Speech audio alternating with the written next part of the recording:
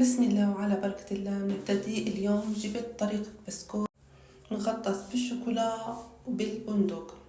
طبعا بإمكاننا نختار أنواع ثانية من المكسرات حسب الرغبة، بس أنا جبته بالطريقة الرئيسية أو الأساسية حسب الطريقة السويدية. المكونات كالتالي: بدي أقل من نص مج سكر بودرة، 200 جرام من الزبدة السايحة بدرجة حرارة الغرفة، ملعقة من الباكنج باودر صغيرة، ملعقة صغيرة من الفانيليا، بدي بندق محمص مقشور، وبدي باكيت من الشوكولا، وبدي ليمونة كاملة، وبدي حوالي كاس ونص من الدقيق. أول إشي بنحط السكر البودرة ونضيف له الزبدة، الليمونة هاي بنعصرها ونضيفها مباشرة على الخليط، بالإضافة لملعقة صغيرة من الفانيليا. بنخلط حتى يصير معانا القوام بشكل كريمي هش فلوفي زي ما بنحكي. بتاخد شوية وقت مننا يعني شي 3 دقايق. طبعا بنتابع الخفق، لازم الخليط يكون ناعم جدا. بعدين بنضيف عليه باقي المكونات اللي هي نص ملعقة صغيرة من الباكنج باودر، بالإضافة لكاسة ونص من الدقيق. بنعجنهن كويس، بنخلطهن كويس. مجرد نعجنهن وبنخلطهن بصير معنا عجينة رطبة.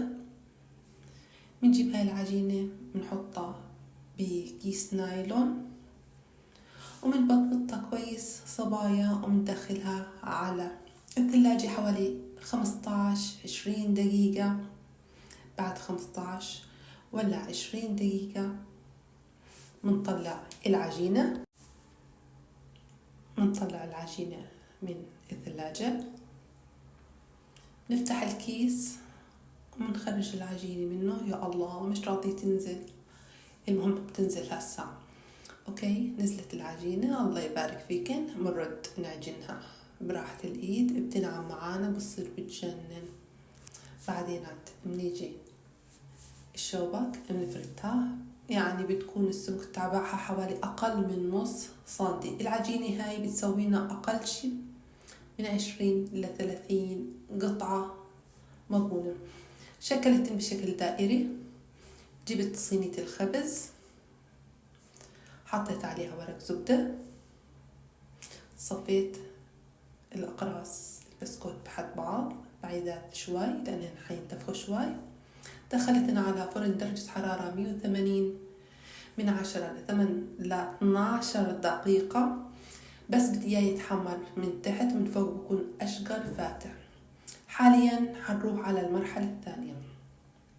الشوكولا والبندق المجروش، بنسيح الشوكولا على حمام بخاري، بياخذ حوالي دقيقة على النار، أقل من دقيقة. طبعا ما بنضيف لهوش لا زبدة ولا زيت.